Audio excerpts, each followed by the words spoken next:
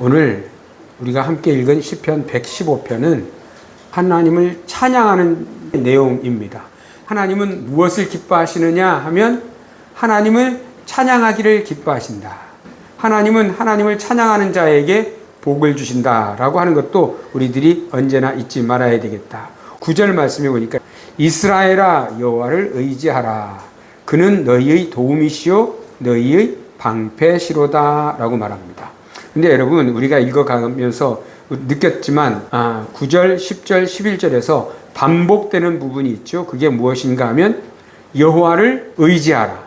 그는 너희의 도움이시요 너희의 방패시로다 하는 거예요. 그리고 10절에서는 무엇이 바뀌는가 하면 아론의 집이여 하고 그 다음은 또 똑같습니다. 그리고 11절에서도 역시 마찬가지죠. 여호와를 경외하는 자들아 하고 그 다음은 똑같습니다.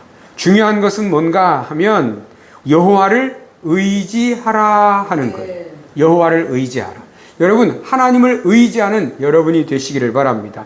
여기 이스라엘아 할 때 이스라엘은 누구를 가리키는가 하면 이스라엘 온 백성들을 가리킵니다. 고위를 막론하고 남녀노소를 막론하고 이스라엘 사람들은 모두가 다 여호와를 의지해야 한다라고 말씀을 하고 있습니다. 또 이스라엘 백성들 가운데 특별히 아론의 집에 대하여 말씀을 하고 있죠. 아론은 대제사장이거든요. 그리고 그의 후손들은 또 제사장들이에요. 그런데 이 대제사장들도 그리고 제사장들도 다 하나님을 의지해야 한다라고 하는 의미로 이처럼 말씀을 하였습니다. 왜 이렇게 말씀했을까? 그냥 이스라엘아 하면 그것으로 끝나도 되는데 아론의 집이여 라고 이야기를 하잖아요.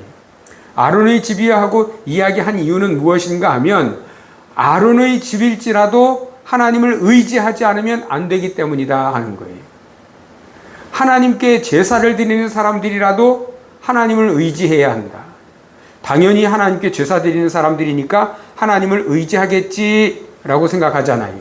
그런데 그렇지 않을 수가 있습니다. 오늘날 말로 바꿔서 얘기한다고 하면 목사님이 하나님의 말씀을 열심히 전합니다.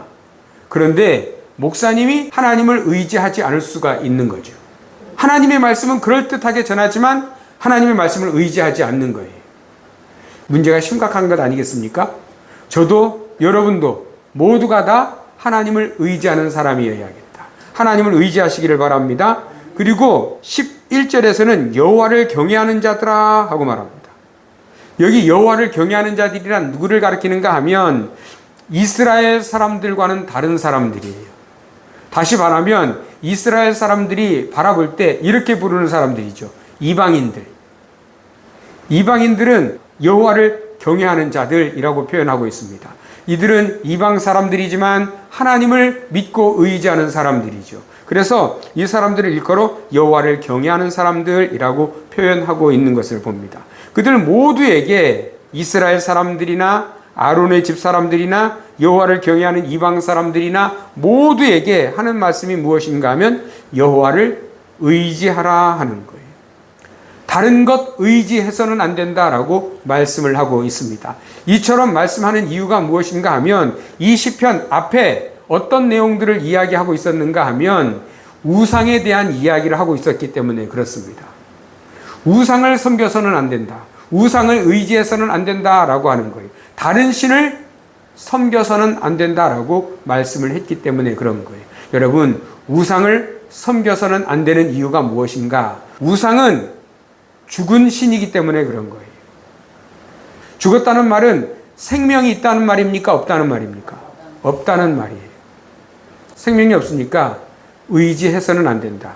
우상이 죽은 신이라고 말씀드렸잖아요. 그러면 살아있다가 죽은 것일까요? 원래 죽어 있는 것일까요? 살아있다가 죽은 거 아니고 살아있다가 죽은 게 아닙니다. 원래 생명이 없는 거예요. 여러분, 우상은 무엇을 가리키는가 하면 사람이 손으로 만든 거예요. 나무, 큰 나무. 우리도 여기 보면 영도 구청 쪽으로 쭉 돌아가서 가다 보면 장승들 세워놨잖아요. 그죠? 그 장승들을 사람이 다 깎아서 만들었습니다. 그런데 놀랍게도요, 사람들이 지나가다가 그것을 보면 이렇게 하는 사람들이 있습니다. 합장을 하고 기도를 하고 가요. 그 정성은 대단합니다만 그것은 지혜로운 게 아니. 왜 그렇습니까? 살아있는 신이 아닌 원래 죽어있는 신에게 하는 것이기 때문에 그래요.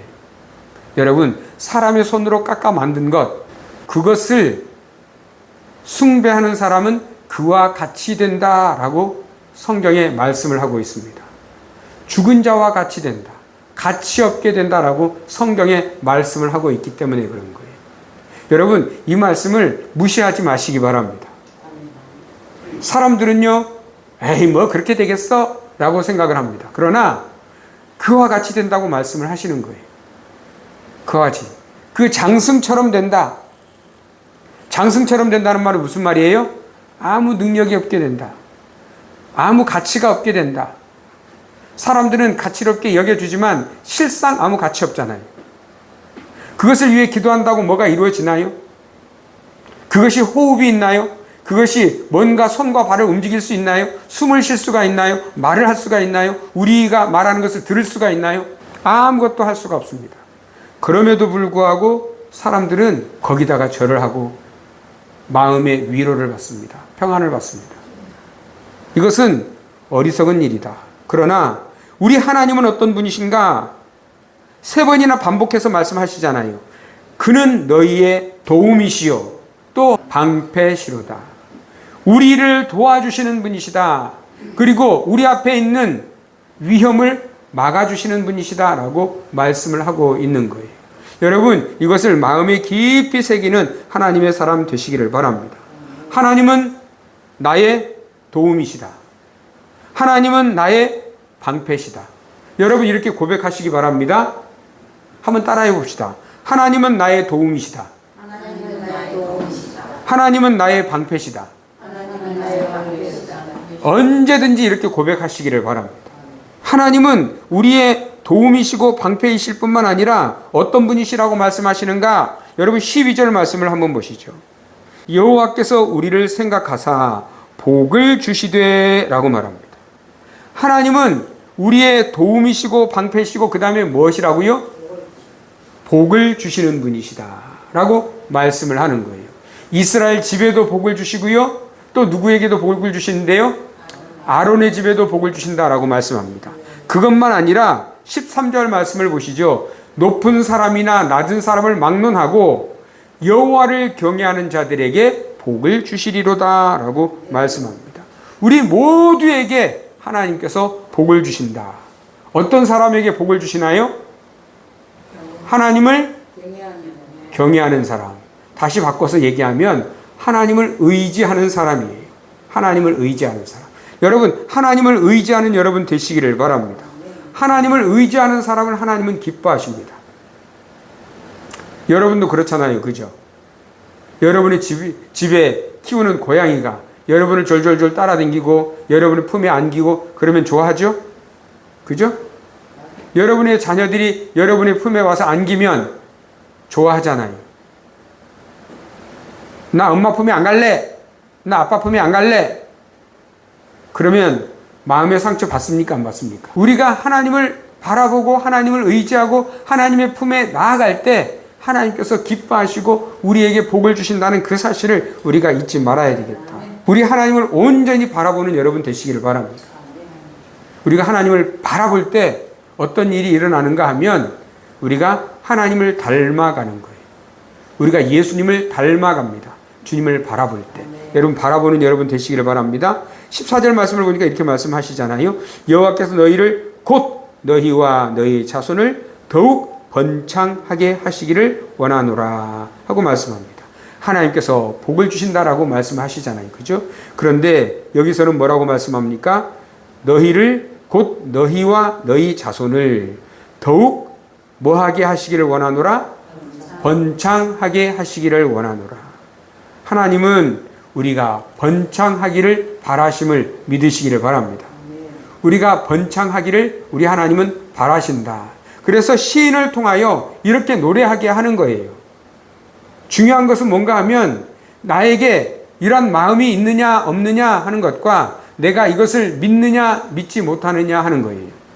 하나님께서 나를 번창하게 해주실 것이다 라고 하는 그 믿음 가지고 신앙생활 해나가는 하나님의 사람 되시기를 바랍니다.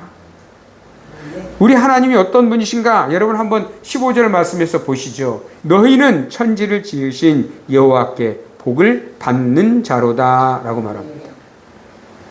우리는 어떤 사람이라고요? 복을 받은 자입니까? 받는 자입니다. 받은 자는 이미 받은 거예요. 이미. 받는 자는 과거에도 받았고 지금도 받는 거예요. 그리고 미래에도 받을 거죠. 여러분 복을 받는 자가 되시기를 바랍니다. 우리의 삶은 항상 현재 진행형이잖아요. 그죠? 항상 현재 진행형이에요. 우리가 내일을 부를 때 내일이라고 부르잖아요. 내일을 오늘이라고 부르지는 않습니다.